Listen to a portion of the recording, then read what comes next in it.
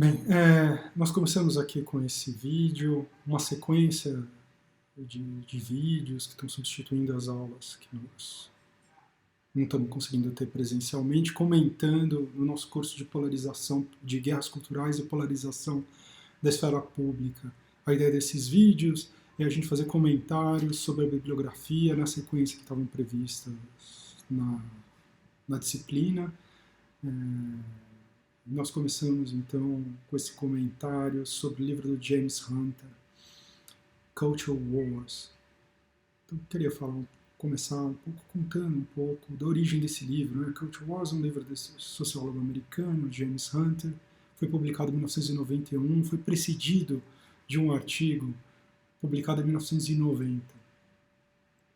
Esse livro, o James Hunter conta depois que esse livro nasceu de uma intuição que ele teve no final dos anos 80, né, de que dois fenômenos estavam interrelacionados. O primeiro não é um fenômeno, né, é uma intuição, uma explicação, a ideia de que controvérsias públicas de natureza moral que estavam acontecendo e que pareciam não relacionadas, elas estavam de fato relacionadas. Então, episódios como a grande disputa jurídica que teve nos Estados Unidos em torno do ato de queimar bandeiras, que era reivindicado por ativistas da liberdade de expressão, críticos das políticas, sobretudo da política externa americana, de queimar a bandeira era um ato de crítica aos Estados Unidos, ao qual esse ato ao qual se opôs grupos conservadores que acusavam esse ato de queimar a bandeira de ser falta de patriotismo e falta de cuidado, de zelo com símbolos nacionais, essa controvérsia que tomou os anos 80, somado a um novo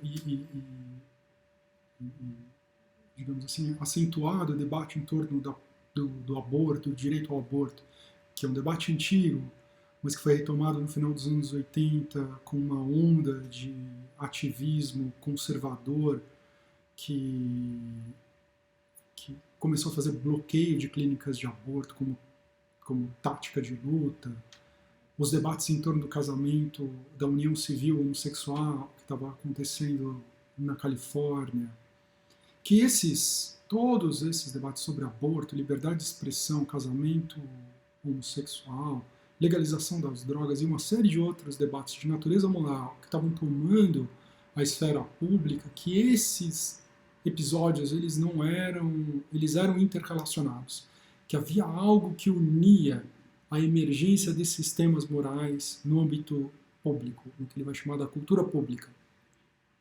Essa é a primeira observação. A segunda observação é que estava havendo um alinhamento extraordinário, fora do comum, de lideranças conservadoras da religião judaica, protestante e católica. Esses grupos religiosos têm uma história de antagonismo interreligioso secular e, de repente, lideranças conservadoras desses três campos estavam agindo conjuntamente. Né? Quando a gente pega ali o prólogo do livro, na qual ele enumera aqueles exemplos para dizer que eles estão alinhados, que isso tudo faz parte de um mesmo fenômeno, ele vai contar, né, que o protesto que aconteceu na clínica de aborto, que ele está descrevendo, ela uniu lideranças católicas, rabinos conservadores e pastores conservadores protestantes. E essa união ela era muito estranha, ela fugia do padrão de conflito interreligioso e gerava uma espécie de aliança estranha do conservadorismo dessas três vertentes religiosas. E a tese do James Hunter é que existe algo, um fenômeno social emergente que está fazendo com que essas coisas emerjam, surjam e ganhem centralidade no debate público, por um lado, e gerem uma espécie de alinhamento conservador ao ponto de superar as grandes, importantes divergências religiosas e teológicas que marcam a separação desses grupos religiosos. E a isso ele deu um nome de guerras culturais. Guerras culturais é uma metáfora emprestada das disputas que aconteceram na Alemanha no final do século XIX em torno do papel da religião no ensino público. Kulturkampf, né, a batalha no campo da cultura, foi um nome que foi dado para essas disputas sobre qual deve ser o papel da religião no ensino público, que aconteceu na Alemanha nos anos 1870, 1870 e 1880. E o que o James Hunter está dizendo é que esses debates que ele está observando nos Estados Unidos no final dos anos 80 e no comecinho aí, na virada para os anos 90, eles são análogos em intensidade e provavelmente em caráter aos debates que tomaram e marcaram a Alemanha do século XIX, no final do século XIX. A tese do James Hunter é que as guerras culturais se caracterizam por conflitos, divisões morais de mundo que acontecem no campo, na esfera pública e que são protagonizados por elites culturais que têm acessos desiguais, privilegiados aos instrumentos de influir na esfera, no campo do discurso público. Isso fez com que esses conflitos morais, pela sua própria característica, não política, pela sua característica moral, contaminasse, polarizasse a esfera pública. Porque enquanto as divergências de ordem política elas admitem compromissos, soluções intermediárias, casadas, os conflitos de natureza moral eles não permitem soluções intermediárias. Qualquer solução intermediária ela gera uma espécie de sentido. Ela não contenta os adversários. Quando a gente está falando, por exemplo, dos conflitos que marcavam a esfera pública antes das guerras culturais, conflitos em torno de políticas econômicas ou de políticas sociais, quando a gente tem conflitos sobre o papel do Estado no campo da educação, se a escola deve ser pública ou se ela deve ser privada e o Estado no máximo deve prover vouchers, a gente pode pensar soluções intermediárias, organizações sociais privadas que são financiadas, regimes mistos, a gente pode pensar numa série de soluções intermediárias que elas, digamos, elas não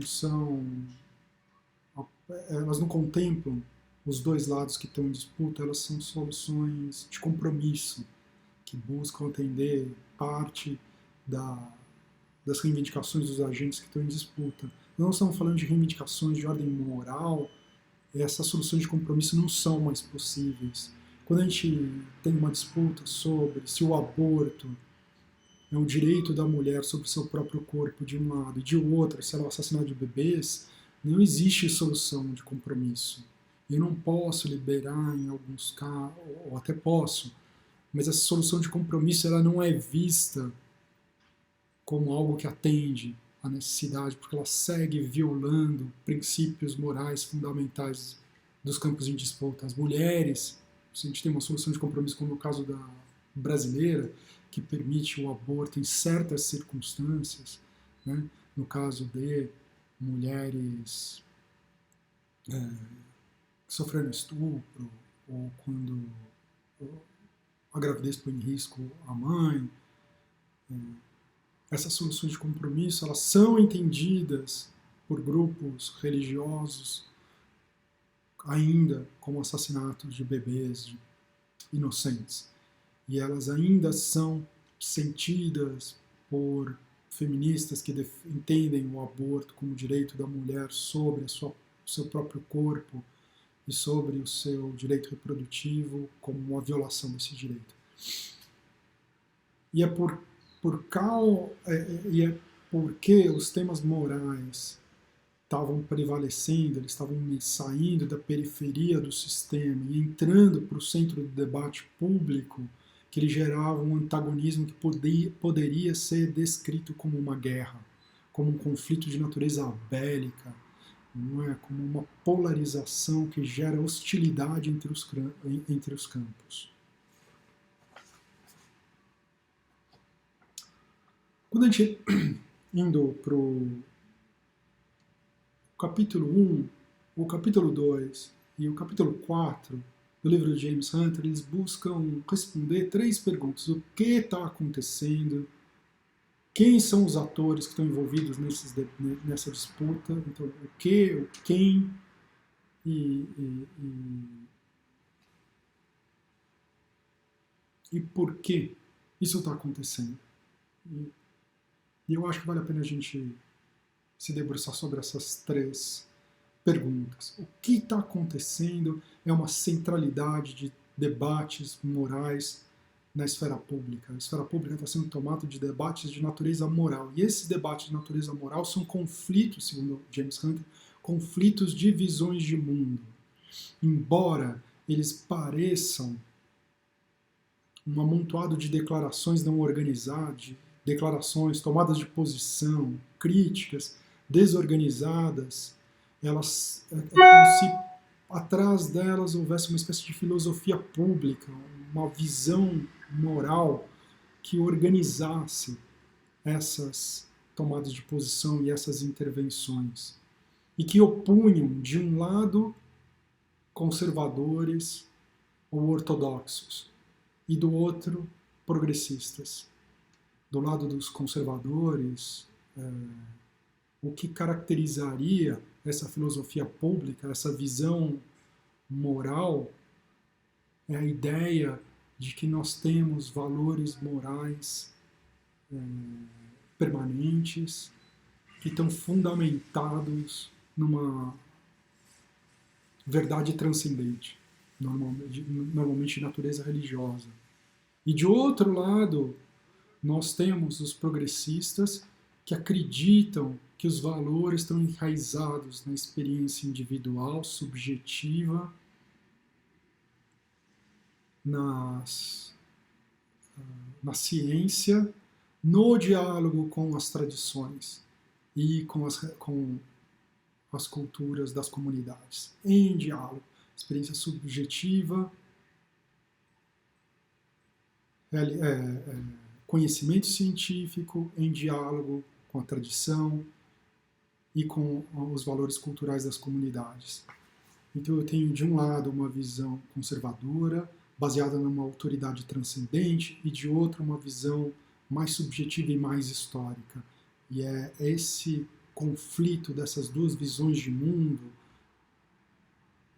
ancoradas, ele chama de uma filosofia pública, mas talvez o melhor seria a gente falar de uma espécie de filosofia popular, né, uma filosofia no sentido fraco da palavra, né, um conjunto, uma certa visão de mundo, não muito organizada, mas assim, com uma coerência interna que permite com que essas diferentes tomadas de posição, né,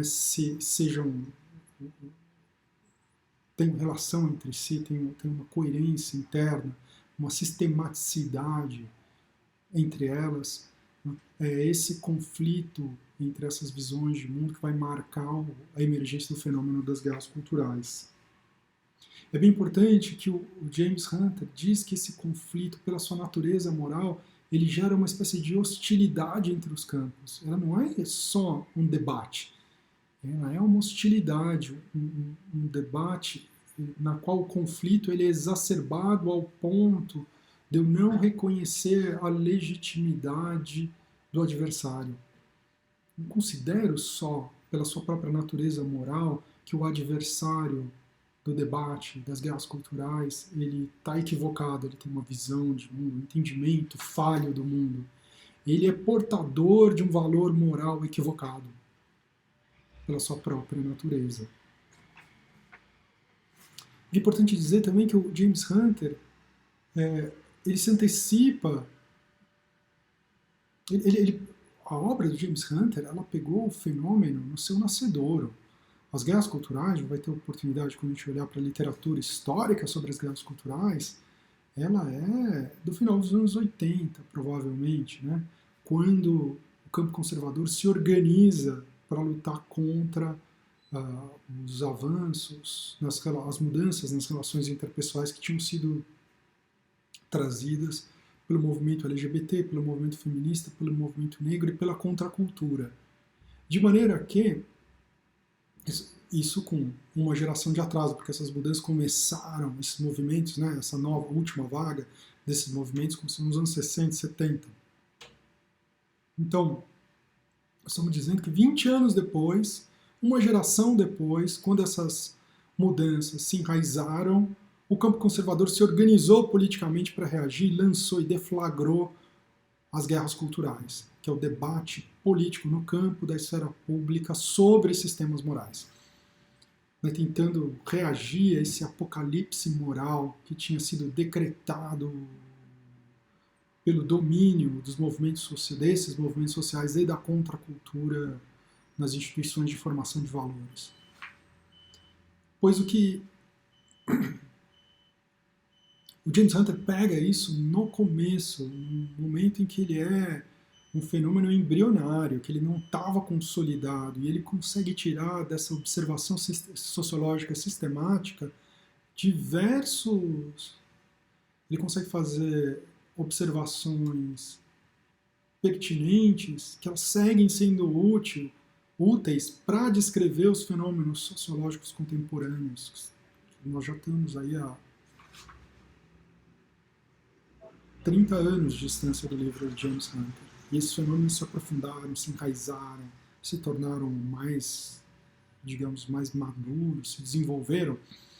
E ele que pegou o fenômeno no começo, ele conseguiu fazer observações que nos servem ainda hoje. Por exemplo, a maneira como ele enfatiza que isso não se trata de um debate, mas de uma hostilidade. Nós vamos ver no final, aí no meio, né, pro final do nosso curso, como uma corrente da literatura aí, que tem uns 2 anos tem enfatizado o caráter da intolerância e dessa hostilidade como fator definidor, explicador, né, da polarização política contemporânea. Ele captura isso logo no começo. Ele também já responde logo nesse começo, chamando a atenção, esse fenômeno não é um fenômeno da sociedade americana. Os americanos não estão polarizados. Quem está polarizada é a esfera pública, né? Ele vai dizer, são os debates que acontecem nos cafés, nas salas de aula, nos salões paroquiais, nas mesas de jantar. Ele chama isso de discurso público, às vezes ele chama isso de cultura pública. E chama a atenção que ele não utiliza o conceito sociológico consolidado de esfera pública, não é? Que são esses âmbitos de discussão de assuntos públicos fora do Estado por pessoas que não são agentes políticos, não são políticos ou burocratas do Estado, não é? Ou militantes partidários, né? Esfera pública, aquele âmbito de discussão privada de assuntos públicos fora do Estado. Pois bem, mas é exatamente, embora ele não utilize a terminologia clássica, é isso que ele está se referindo, a um aumento da discussão desses temas morais na esfera pública. Mas ela não é feita pelo cidadão comum. Ela é feita, mas ela também não é feita pelos intelectuais. Ela é feita por uma espécie de elite cultural que não chega a ser os intelectuais. Não é que os intelectuais da academia eles estão ditando os termos do debate público na esfera pública. O que acontece é a ascensão. Nós estamos nos anos 80, a internet vai ser privatizada em 1995, isso é pré-internet. O que ele vai dizer é a ascensão de novos intelectuais, no sentido fraco da palavra, né? Trabalhadores intelectuais, trabalhadores da informação. Né? Nós estamos falando de jornalistas, de advogados que trabalham em determinados setores. Nós estamos falando de funcionários de ONG, trabalhadores lobistas, ativistas, religiosos, um conjunto de trabalhadores do âmbito do conhecimento que estão debatendo com muita intensidade e tomando o debate público, sobressaindo no debate público. Mais adiante, né, depois, não está no livro, né, o James Hunter vai dizer, nós estamos falando aí de 15% da população americana. São pessoas que normalmente têm atividade de natureza intelectual, seja do ponto de vista profissional, na condição de jornalista, de advogado, de lobista, seja na condição de ator político, são ativistas, são pessoas que estão desproporcionalmente engajadas na esfera pública e estão fazendo com que suas vozes organizem o debate público. De maneira que o James Hunter, já no primeiro livro que inaugura a literatura, ele nota essa espécie de paradoxo. É um fenômeno que está mais ou menos circunscrito a um pedaço pequeno da sociedade, mas que afeta o conjunto da sociedade como um todo, porque o campo da cultura, ele não é a organização do campo da cultura, a capacidade de impacto sobre a organização do campo da cultura não é igualmente distribuída. Tem pessoas que têm impacto desproporcional no campo da cultura, e essas pessoas são esses trabalhadores do conhecimento que estão discutindo esses temas morais de uma maneira muito desproporcional do que o cidadão comum, que na verdade se interessa muito pouco sobre temas políticos ou mesmo sobre esses temas morais, e que tem posições intermediárias. Embora ele tenha posições intermediárias, quando ele vai discutir assuntos públicos, quando ele recorre à esfera pública, quando ele vai discutir as posições dos atores que estão tomadas por essas convicções morais de uma maneira mais forte, elas dominam e estruturam o debate. Eu queria concluir com 3 observações a respeito da tese, da hipótese, como ele chama, né? O James Hunter chama da hipótese das guerras culturais, tal como enunciada por James Hunter. 3 observações de natureza conceitual. A primeira delas diz respeito ao conceito de cultura pública.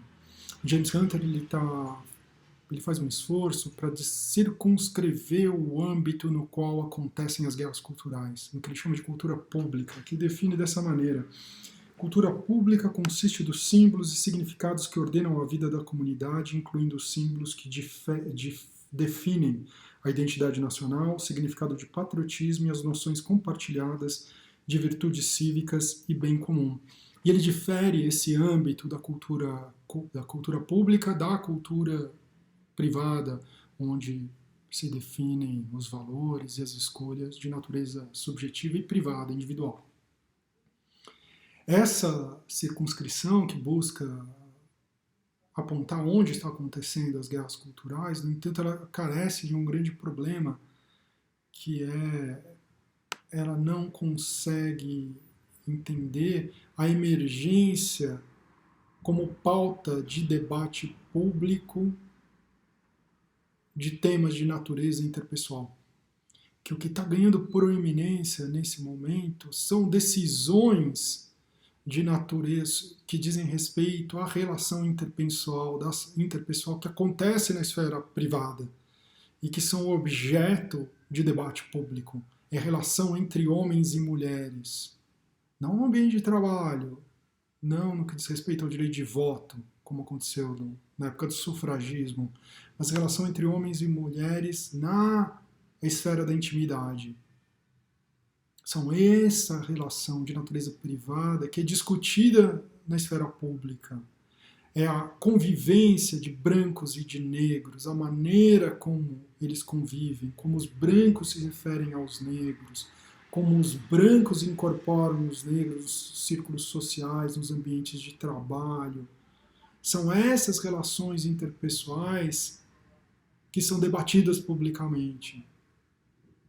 É a minha escolha de utilizar uma droga na esfera privada que está sendo debatida publicamente. Então nós estamos discutindo assuntos privados publicamente. isso tem uma história, isso tem um motivo, e essa definição, essa circunscrição, ela deixa de capturar a natureza desse fenômeno, que são os temas de natureza interpessoal que estão sendo debatidos publicamente, e essa é a novidade do fenômeno. As guerras culturais, elas são a emergência de temas de natureza interpessoal na esfera pública, que são portadores de valores morais fortes e por esse motivo geram um antagonismo e essa hostilidade a que ele faz referência.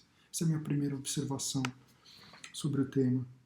Eu tenho uma segunda observação que diz respeito a esse papel das elites, né? A explicação do James Hunter, que ela é elaborada no final dos anos 80, início dos anos 90, ela se baseia no acesso privilegiado que trabalhadores do conhecimento, jornalistas, acadêmicos, ativistas, advogados, funcionários de ONGs têm aos meios de comunicação, que faz com que eles tenham um poder desproporcional de moldar o discurso público e de moldar a esfera pública. E como é que essa tese se manteria na época das mídias sociais? Se as guerras culturais elas são um fenômeno circunscrito a setores mais intelectuais e mais engajados politicamente, se a maioria da população ela não está envolvida nas guerras culturais, como é que essas guerras culturais afetam a ela? E por que é que a população é incapaz de se expressar? Por que essa população que é moderada, que ela não foi tomada, não foi polarizada, não foi tomada pelas guerras populares, por que essa maioria ela não tem uma expressão política que cesse essa guerra, que se sobreponha, que atropele essa guerra? O James Hunter, a resposta dele diz respeito à velha estrutura de comunicação dos anos 80 e início dos anos 90, quando ele diz o acesso que essas elites culturais têm, a capacidade que elas têm de moldar é desproporcional. A dificuldade, essa é uma boa explicação. Mas como ela se mantém na época das mídias sociais? As mídias sociais, elas emanciparam as pessoas. Hoje nós já passamos mais tempo nas mídias sociais do que na televisão. E as mídias sociais, elas são mídias mais democráticas, elas não têm as barreiras de entrada dos meios de comunicação de massa. De maneira que essa maioria silenciosa, não polarizada, ela teria tudo para se expressar. E como a gente vai ter oportunidade de discutir mais adiante, isso tem a ver com a maneira, com a arquitetura do desenho das mídias sociais.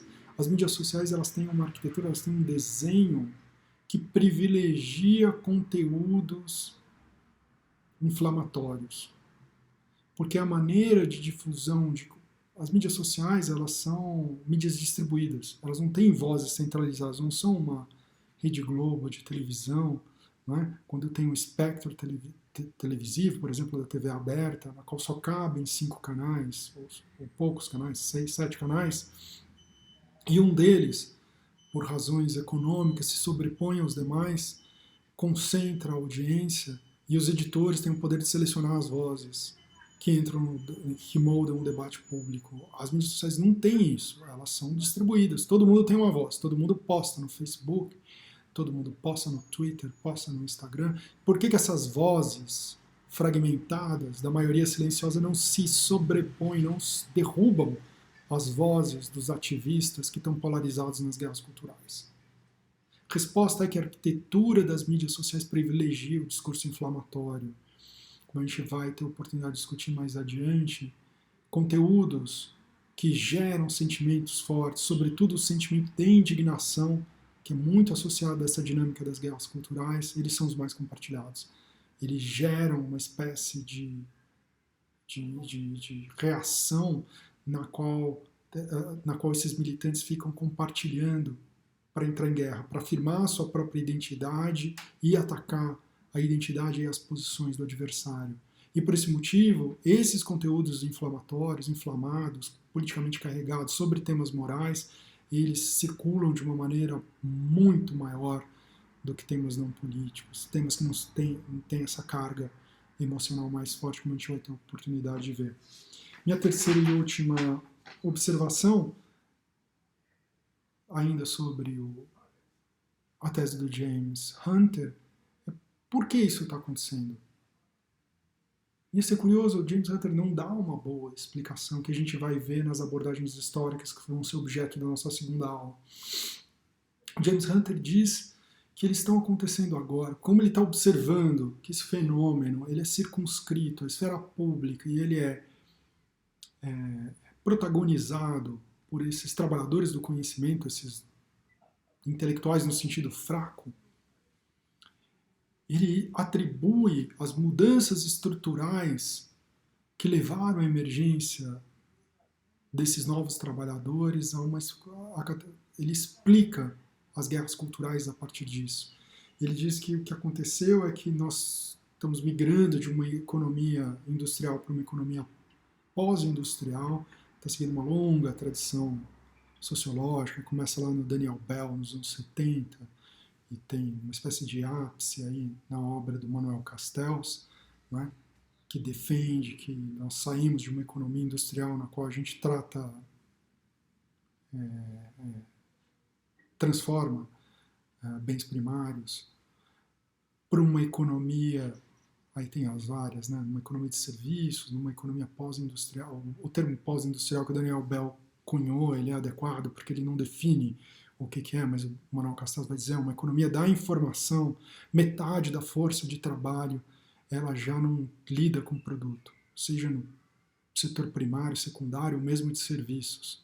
São trabalhadores que estão trabalhando numa tela de computador, né? Então você vai olhar numa fazenda, que é um setor primário, extrativista, e eu tenho uma parcela considerável de trabalhadores que está trabalhando na gestão, está trabalhando nos contratos, não é? Mesma coisa, bem, isso acontece no setor industrial, quando eu tenho marketing, propaganda, contabilidade, direito, administração, fluxo, administração de fluxo, processos, relações trabalhistas. Eu tenho uma quantidade enorme, metade da força de trabalho basicamente está gerindo números, está se comunicando, está processando números, símbolos e números. E o que caracterizaria o fim da era industrial é a emergência desse novo tipo de trabalho, segundo Manuel Castells. Mas ele está se referindo a isso, né? Então eu teria a passagem de uma economia industrial para uma pós-industrial, eu teria a ampliação do ensino superior, e de fato nesse período a gente tem mesmo uma ampliação muito significativa do ensino superior, e se a gente tomar aqui o início, a gênese das guerras culturais, elas estão enraizadas nos movimentos sociais que emergem nos anos 60 e 70, faz ainda mais sentido porque o boom ele começa lá e ele começa uma onda de ampliação crescente a partir dos anos 60 e 70. Não à toa o movimento estudantil ele tem um papel muito importante aí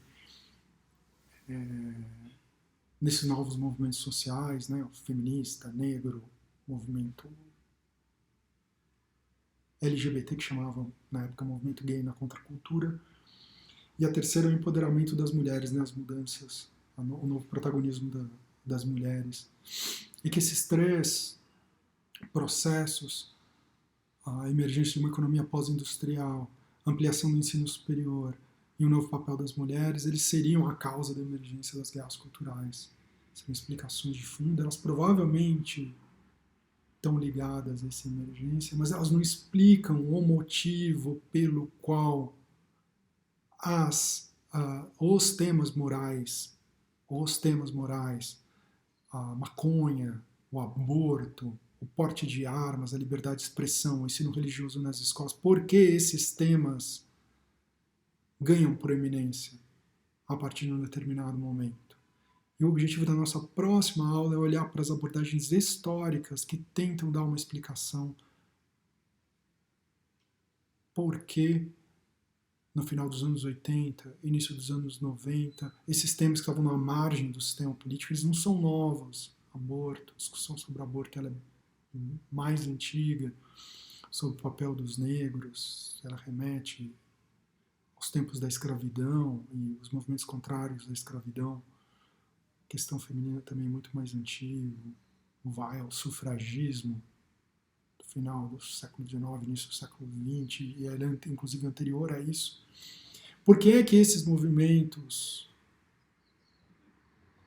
todos emergiram por que as pautas trazidas por esses movimentos emergem e geram uma reação do campo conservador que vai deflagrar as guerras culturais, faz com que esses temas que estavam na periferia do sistema migrem para o centro do sistema ao ponto de serem os elementos definidores. Não é? Ao ponto, quando o que definia, o que estruturava o espectro político, que eram os temas de natureza política e social, o papel do Estado na economia, livre comércio, livre iniciativa, gerando crescimento econômico versus uma intervenção do Estado, gerando redução das desigualdades e bem-estar social, esse antagonismo que estruturava o campo político e definia esquerda e direita, ele não só é complementado pelo antagonismo entre conservadores e progressistas no campo moral, quanto esse conflito moral das guerras culturais meio praticamente substitui o antagonismo sobre as políticas econômicas e as políticas sociais. Como esse processo se dá, vai ser objeto da nossa investigação aí na nossa próxima aula, quando a gente vai ler e vai comentar o livro do Andrew Hartman sobre a história das guerras culturais. Tá bom? Então, esses são os comentários do nosso primeiro texto, James Hunter, Culture Wars, livro de 1991.